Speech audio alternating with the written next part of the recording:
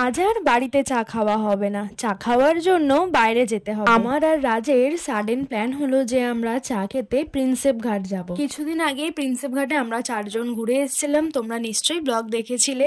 আর পৌঁছে গিয়ে খেয়ে নিলাম আগে একটা আইসক্রিম। গঙ্গার পাড়ে গিয়ে একটু দাঁড়িয়েছিলাম, বেশ সুন্দর হাওয়া দিচ্ছিল, গরমটা বোঝাই যাচ্ছিল। আর এই গঙ্গার পাড়ে নৌকাগুলো দেখে আমার তো আগের বারের কথা মনে পড়ে। গঙ্গার পাড়ে এই নৌকাগুলোর মধ্যে আগের বারে আমি আর রিচাদি কেক কাটিং করেছি। সেই দিনটা কিন্তু বেশ সুন্দর কেটেছিল, আর ওই মুহূর্তটা ভোলার মতন। আর এই প্রিন্সেপ ঘাটের চা দোকানগুলোর মধ্যে এরকম আদা দিয়ে ডেকোরেশন করা ছিল, আগের বারে গেছিলাম চোখে পড়ে। তারপর আমি আর আজ খেয়ে নিলাম গরম গরম এক ভাঁড় চা। এরকম গঙ্গার পাড়ে দাঁড়িয়ে গরম চা খাওয়ার মজাটাই আলাদা। তারা সন্ধ্যেটা সুন্দরভাবে কাটলেও শেষটা কিন্তু ভালো হয়নি।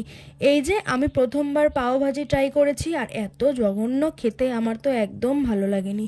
দাম নিয়েছিল এক প্লেট 100 টাকা, দাম অনুযায়ী খাবার কিন্তু খুব একটা ভালো ছিল না।